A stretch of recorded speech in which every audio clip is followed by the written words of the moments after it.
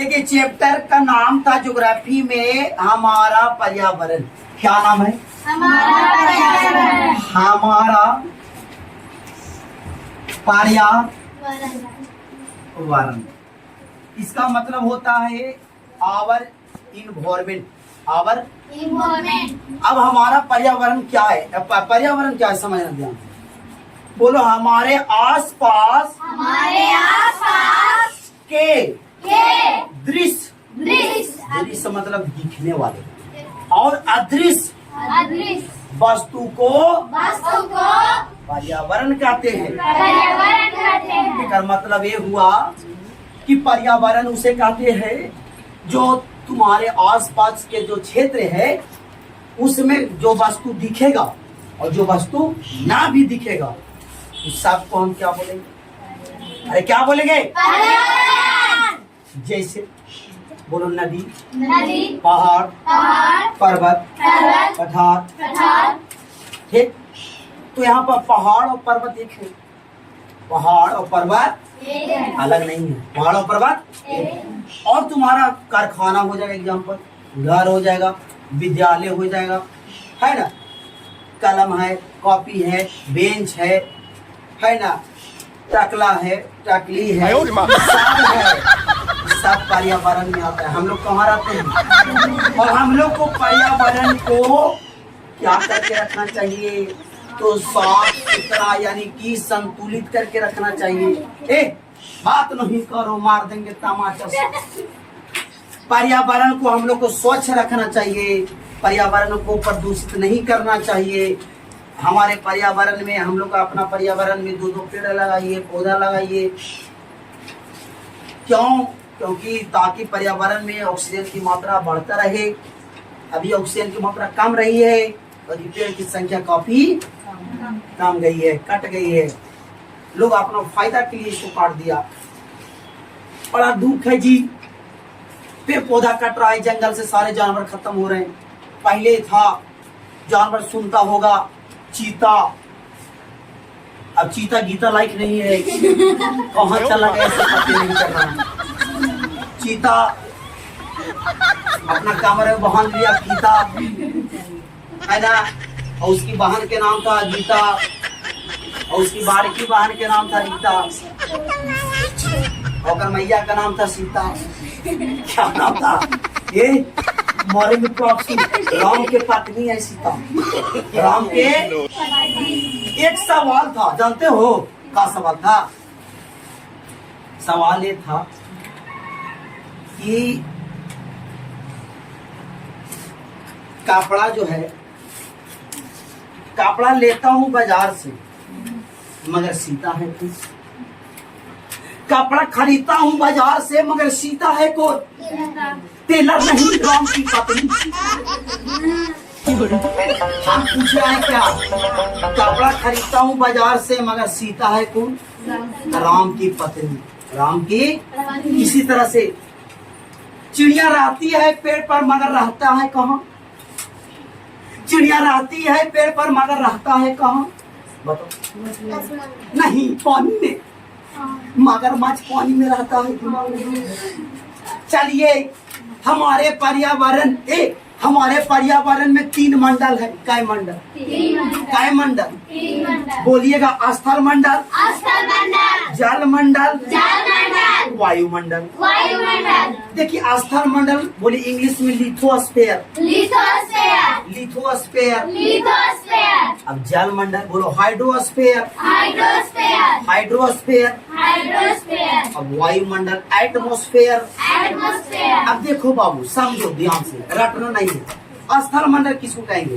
तो जीव जंतु, मनुष्य हो, पेड़ पौधा हो, स्थल पर जो रहेगा, भूमि पर जो व्यक्ति है, जो जीव जंतु पाए जाते हैं, सब क्या कहलाएंगे? अरे बोलो क्या कहलाएंगे? जैसे नदी आ जाएगा, क्या आ जाएगा? नहीं, गलत बोल दी आप। नदी कभी नहीं आ सकता है। नदी तो आ जाएगा जल मंडल में ना। पहाड़ आ सकता है, पठार आ सकता है, पेड़ पौधा आ सकता है, भवन आ सकता है, विद्यालय आ सकता है, मनुष्य आ सकता है, गाय आ सकता है, भैंस आ सकता है, समझ में, खेत खलियानी सब आ सकता है। अब जलमंडल, तो जलमंडल किसको कहते हैं?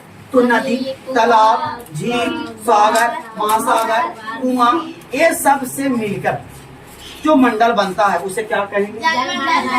अब जलमंडल में क्या आएगा? जैसे मछली ये जल में रहती है, मगरमच्छ, कछुआ, समझ में आ गया। अब आता है वायुमंडल। बोलो, पृथ्वी के चारों ओर, जरा कस के बोलो, पृथ्वी के चारों ओर पाई जाने वाली गैसों के आवरण को वायुमंडल कहते हैं।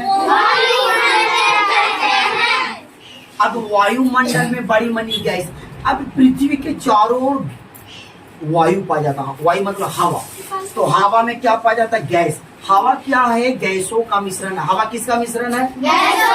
अब गैस बहुत तरह का है। हम लोग लेते हैं गैस ऑक्सीजन, छोड़ते हैं कार्बन डाइऑक्साइड। ऑक्सीजन की मात्रा है 20.99%, यानी 20.99%, यानी कि हम बोल सकते हैं 21%। हमारे वायुमंडल में ऑक्सीजन का 1% है, बोलिए। आवाज कम, कितना? लेकिन सबसे ज्यादा कौन है?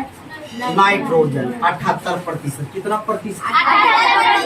कार्बन डाइऑक्साइड होता है 0.03%। 0.03%। सबको मिलाइएगा तो आपको इधर 78 और इधर 21 है ना, यानी कि 99। और जो 1% जो बचता है उसमें कार्बन डाइऑक्साइड, जेनॉन, क्रिप्टन है ना, रेडॉन, ये सब गैस आता है। अब समझिएगा, हम लोग ये पढ़े तो वायुमंडल की 5 परत होती है। वायुमंडल की कितनी परत होती है? बोलिएगा मेरे से, बोलिए। क्षोभ मंडल, ट्रोपोस्फेयर, क्षोभ मंडल, ट्रोपोस्फेयर, ठीक।